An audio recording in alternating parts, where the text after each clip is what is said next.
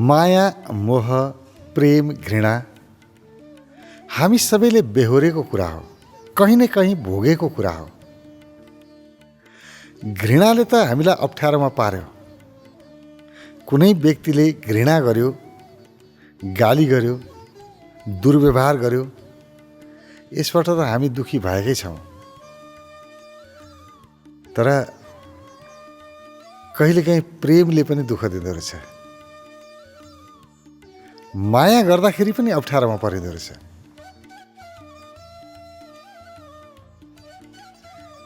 त्यही अप्ठ्यारो पार्ने मायालाई, त्यो अप्ठ्यारो पर्ने प्रेमलाई मोह भनिदो रहेछ। प्रेमले त कसैलाई अप्ठ्यारो पार्दैन, तर जहाँ मोह हुन्छ त्यहाँ अप्ठ्यारो पार्छ। मोहमा अथवा यस्तो प्रकारको प्रेममा अहङ्कार रहन्छ, प्रदर्शन रहन्छ, अरूलाई देखाउन चाहन्छ।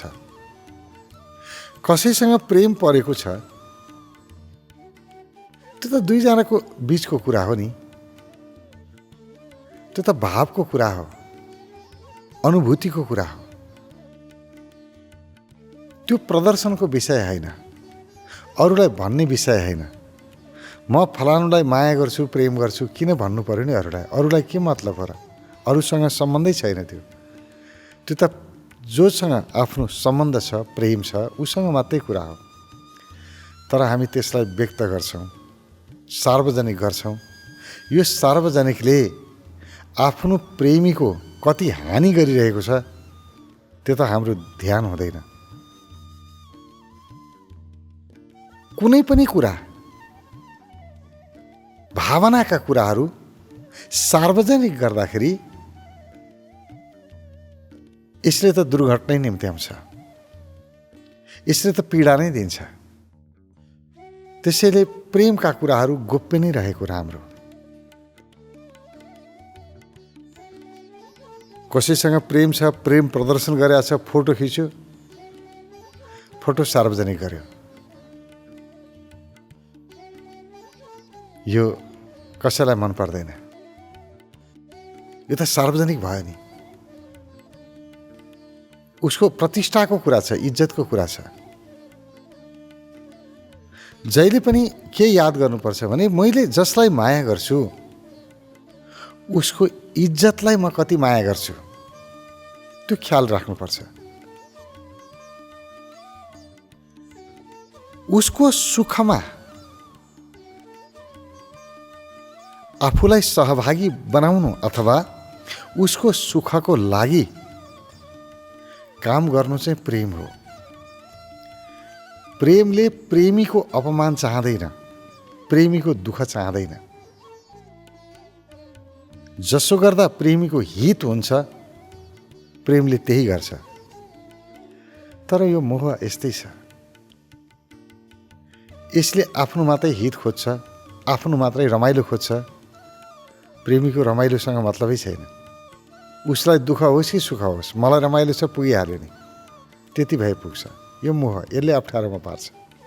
त्यसकारणले कति ठाउँमा देखिन्छ प्रेमले मान्छेलाई अप्ठ्यारोमा पारेको। घृणाले, ईर्ष्याले त अप्ठ्यारो पार्यो। प्रेमले, मायाले, यसले पनि मानिसलाई धेरैलाई अप्ठ्यारो बनाएको छ। कति मानिसहरू त प्रेमको कारणले आत्महत्या गरेका पनि छन्। मृत्युको कगारसम्म लैजान्छ। यदि हामीले बुझेको प्रेमलाई हामीले स्तर उन्नति गरेनौँ भने, यसको स्तरको, प्रेमको स्तरको उन्नति भनेको प्रेमीको हितमा काम गर्नु, प्रेमीको हितको लागि आफूलाई प्रयोग गर्नु। जे गर्दा गोप्यता रहन्छ त्यो चाहिँ गर्नु। सार्वजनिकीकरणले कसैलाई कहीँ हित गर्दैन। चाहे त्यो व्यक्तिसँगको प्रेम होस् या ईश्वरसँगको प्रेम होस्। म भगवानलाई यति माया गर्छु, माया पनि देखाउने चिज हो र? त्यो त अनुभूति गर्ने चिज हो। प्रेम देखाउन मिल्छ र? कति छ मसँग भावना, कसलाई के थाहा? कुनै प्रेमलाई नाप्ने कुनै यन्त्र छ र? यसको प्रेम यति ग्रामको छ, यति किलोको छ, यो साइजको छ, कसले भन्न सक्छ र? यो त मात्रै अनुभूति हो।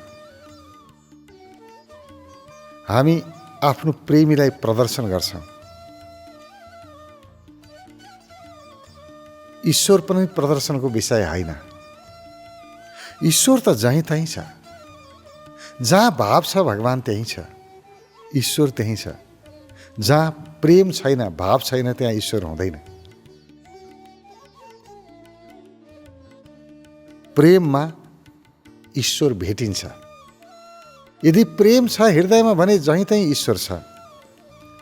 प्रेम छैन भने कहीँ पनि ईश्वर छैन। र जसले म ईश्वरप्रति प्रेम गर्छु, भक्ति गर्छु भनेर ईश्वरको पनि प्रदर्शन गर्छ, उसमा भक्ति छैन भन्ने बुझिन्छ। उसमा त अहम मात्रै छ, अहङ्कार मात्रै छ। म धार्मिक हुँ भनेर देखाउने अहङ्कार छ। म भक्त हुँ भनेर देखाउने अहङ्कार छ। ऊ प्रेमीको लागि प्रेम गर्दैन, देखाउनको लागि प्रेम गर्छ। देखिस्, मेरो पनि प्रेम छ नि, मेरो पनि प्रेमिका छ नि, मेरो पनि प्रेमी छ नि, तेरो मात्रै हो र? देखाउनु छ, प्रदर्शन गर्नु छ।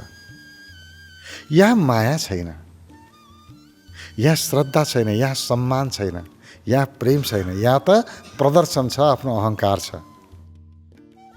जहाँ पनि प्रेम प्रदर्शित छ बुझे हुन्छ, यहाँ प्रेम होइन, अहङ्कार छ। किनभने प्रदर्शन भनेको अरूलाई देखाउनु। अरूलाई देखाउनुको अर्थ अरूलाई प्रभाव पार्नु। मसँग पनि केही छ है भनेर देखाउनु। यो त प्रेमीको लागि प्रेम गरे होइन नि, अरूलाई देखाउनलाई प्रेम गरे हो नि त। उद्देश्य नै फरक हो। जसले पनि प्रेमलाई प्रदर्शनको विषय बनायो त्यहाँ शङ्का गर्ने ठाउँ रह्यो। त्यहाँबाट सतर्क हुनुपर्छ। त्यसबाट अलग गर्दा नै कल्याण हुन्छ, हित हुन्छ।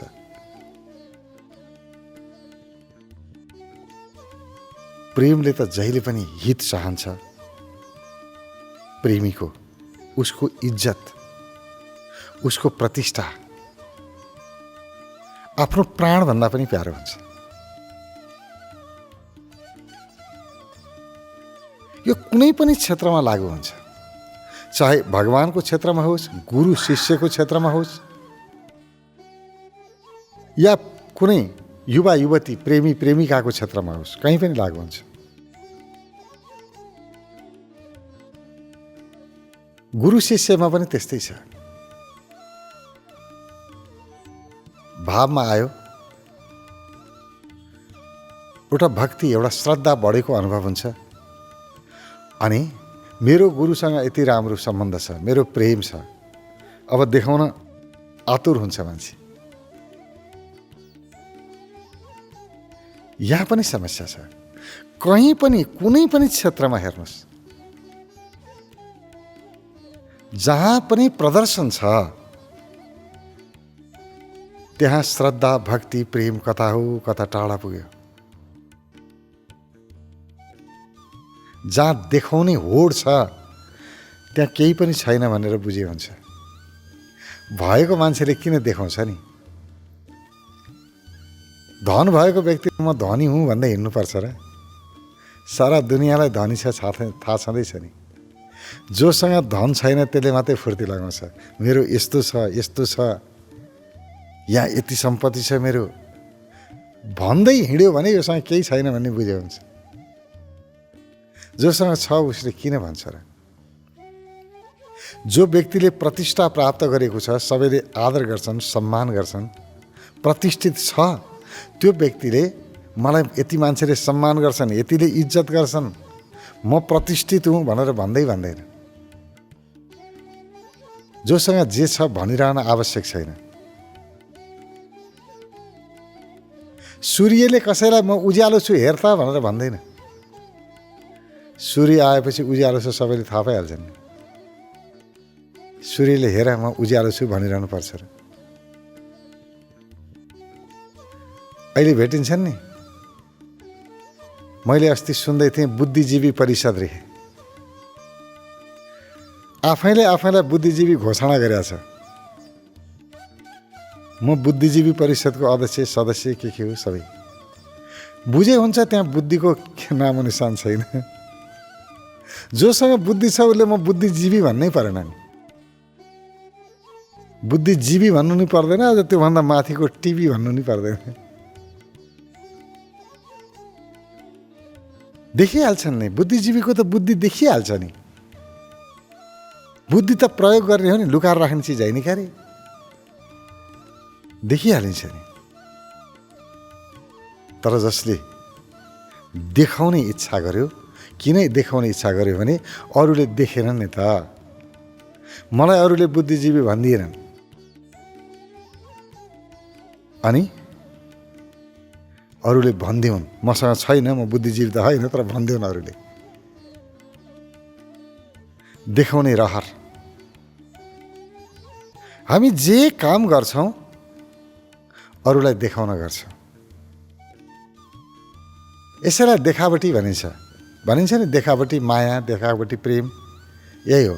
देखाउनलाई गरेको प्रेम, देखाउनलाई गरेको माया।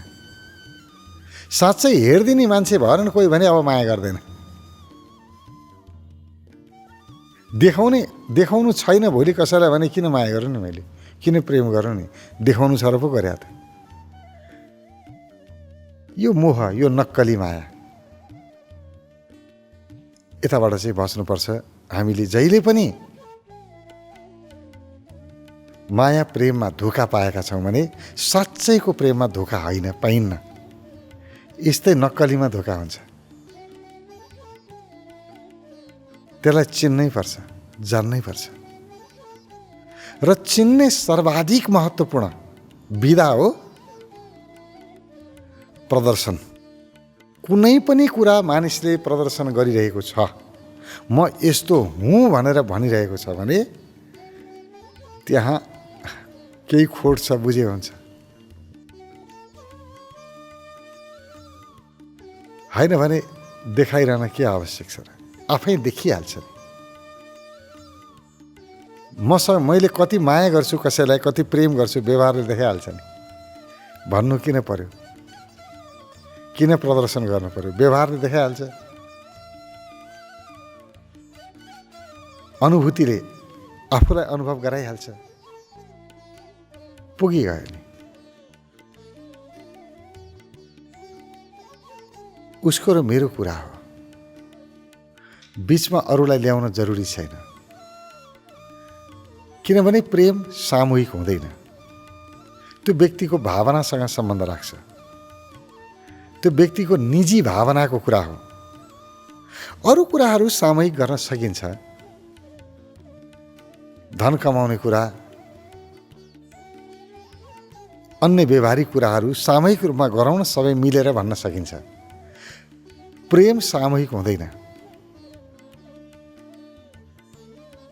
सम्मान पनि सामूहिक हुँदैन, व्यक्तिगत हुन्छ। व्यक्तिको आफ्नो भाव हो कसलाई सम्मान गर्ने नगर्ने। व्यक्तिको आफ्नो क्षमता हो, त्यो निजता हो, निजी हो। सबैलाई एउटै तराजुमा जोख्नै मिल्दैन। सबैको आफ्नै प्रणाली छ, आफ्नै अस्तित्व छ, आफ्नो स्वभाव छ, आफ्नो विधा छ। मैले कसैलाई कुनै एउटा विषयमा मलाई सम्मान गर्यो, अपमान गर्ने पनि त धेरै हुन्छन् नि। कतिलाई मनपर्छ, कतिलाई मन पर्दैन। कतिले मलाई विद्वान ठान्लान्, कतिले अविद्वान ठान्लान्। अब मैले म विद्वान हुँ भनेर घोषणा गरेर के गर्नु? विद्वान ठान्ने पनि छन्, अविद्वान ठान्ने पनि छन्। मैले अरूको अगाडि घोषणा गरेर के गर्नु? बरु यस्तो काम गरौँ जसले आत्मसम्मान बढाओस् अथवा मैले अरूलाई नभनिकन नै मलाई के लागेको छ भने म यो विषयमा त म जान्ने हो त, मैले जानेको छु। आफ्नो अन्तर मनले भनोस्, अन्तर आत्माले ठिक भनोस्, त्यो ठिक छ। तर अरूलाई चाहिँ म यस्तो हुँ भनेर भन्यो, आफ्नै भित्री मनले भने हुन्छ हुन त के हुन्थ्यो। आफैले आफैलाई ढाँटिरहेको हुन्छ कि आफैलाई थाहा छ म जान्ने व्यक्ति होइन, तर पनि बाहिरी मुखले म कस्तो जान्ने व्यक्ति हो गफ दिइराखेको हुन्छ। यो आफूलाई आफैले ढाँट्ने प्रवृत्ति यो सबैको लागि हानिकारक हुन्छ। जहिले पनि यथार्थमा बाँच्नुपर्छ। सत्य जे हो त्यही हो बस। म जस्तो छु त्यस्तै छु नि त, जे छु। राम्रो भयो नि म यही हुँ, नराम्रो भयो नि यही हुँ। कसैले राम्रो मान्छे भने पनि म यस्तै छु। तेरो अनुहार कति राम्रो रहेछ भने पनि मेरो अनुहार यही हो। कसैले तेरो अनुहार कस्तो नराम्रो रहेछ भने पनि यही हो। अरूले भन्नुसँग के मतलब? कसैले नराम्रो भन्दैमा म नराम्रो हुने पनि होइन, कसैले राम्रो भनेर राम्रो हुने पनि होइन। सत्य यही हो, देखिरहेको छ। अब किन गफ गर्नु पर्यो? किन प्रदर्शन गर्नु पर्यो? किन अरूलाई देखाउने होडबाजी गर्नु पर्यो र? यो देखाउने होडले त हामीलाई अत्यन्तै विचलित बनाउँछ, नकारात्मक बनाउँछ। यस्तो यो अस्वस्थ प्रतिस्पर्धा हो जसले मनको शान्ति बिगारिदिन्छ। आफ्नो मनलाई शान्त बनाउनु छ, आफू आफैमा रमाउनु छ, रमाइलो गर्नु छ भने बाहिर प्रदर्शन होइन, भित्री क्षमता वृद्धिमा लाग्नुपर्छ। मैले आफ्नो क्षमता बढाएँ, राम्रो गरेँ भने सारा जगतले आफै देख्छ। मैले देखाइरहनु पर्दैन, मैले म यस्तो हुँ भनिरहनु पर्दैन। को कस्तो हो मानिसले देखिहाल्छन् नि, मूल्याङ्कन गरिहाल्छन् नि। राम्रो काम गर्ने मान्छेको राम्रो काम त देखिन्छ नि। मैले राम्रो गरेँ भन्दै दौडिनु पर्दैन। त्यसै गरी जसले प्रेम गरेको छ देखिहाल्छ नि, प्रेम व्यवहारमा देखिहाल्छ नि। म प्रेम गर्छु तिमीलाई भन्नु पर्दैन, प्रदर्शन गर्नु पर्दैन। उसको व्यवहारमा प्रेम देखिन्छ। बोलेर प्रेम छ भनेर के गर्नु? अरूलाई म यहाँ प्रेम देखाउँछु भनेर के गर्नु? म भगवानको भक्त हुँ भनेर के गर्नु? भक्त छ भने व्यवहारमा देखिहाल्छ नि। म यो भगवानलाई मान्छु भनेर किन दौडिँदै हिँड्नु पर्यो? मान्यो भने त देखिहाल्छ नि। भन्न जरुरी छैन। हामी जे पनि राम्रो कुराहरू छ, गर्न लायक कुराहरू छ, त्यो राम्रो कुरा गर्दैनौँ। अनि नगरेपछि अब राम्रो देखिनु पर्यो नि, अनि गर्न चाहिँ नगर्ने, अनि भन्न चाहिँ मैले राम्रो गरेँ भन्दै हिँड्ने। यसले हाम्रो मान प्रतिष्ठा मात्रै होइन, आत्मसम्मान, आफूभित्रको सम्मान पनि, आफैले आफैलाई गर्ने सम्मान पनि खस्किएको छ। महत्त्वपूर्ण के रहेछ भने अरूले मलाई कति सम्मान गर्यो, इज्जत गर्यो, यो महत्त्वपूर्ण होइन रहेछ। त्योभन्दा पनि महत्त्वपूर्ण रहेछ मैले मलाई कति सम्मान गर्छु, मैले मलाई कति इज्जत गर्छु भन्ने रहेछ कि। आफ्नो इज्जत त्यतिखेर हुन्छ जब हामी भित्रैबाट शुभ कर्म गर्छौँ, राम्रो काम गर्छौँ। राम्रो काम मैले गरेँ, मेरो कामको प्रशंसा मैले गरिरहेको छु, मैले इज्जत गरेको छु, पुग्यो। सारा दुनियाँले के गर्छ मतलब छैन। बाहिर त कति राम्रो गरिस् भन्ने छन्, कति नराम्रो भन्ने छन्, छँदैछन् नि। असली कुरा मैले मलाई के भने भन्ने हो। बाहिरी मान्छेले मलाई राम्रो व्यक्ति भनौँ कि नराम्रो व्यक्ति भनौँ, मैले चाहिँ हेर्दा म कस्तो छु, मैले आफ्नो मूल्याङ्कन गर्दाखेरि म राम्रो हुँ कि नराम्रो हुँ, मेरो अन्तर मनले के भन्छ त्यतापट्टि ध्यान दिने, अरू मान्छेले के भन्छन् त्यता ध्यान नदिने। जसले आफ्नो ध्यान दिँदैन, आफ्नो अन्तर्मनतिर फर्केको छैन, अरू मानिसतिर मात्रै ध्यान छ, त्यसैले प्रदर्शन गर्छ। र जसले पनि प्रदर्शन गर्छ त्यसले आफूलाई पनि दुःख दिन्छ, अरूलाई पनि दुःख दिन्छ। त्यही भएर धेरै प्रेमीहरू, प्रेमिकाहरू बडो गहिरो सङ्कटमा परेका छन्, मात्रै प्रदर्शनको कारणले। त्यसकारण बुझौँ, प्रेम प्रदर्शनको विषय होइन, प्रेम अनुभूतिको विषय हो, अनुभवको विषय हो।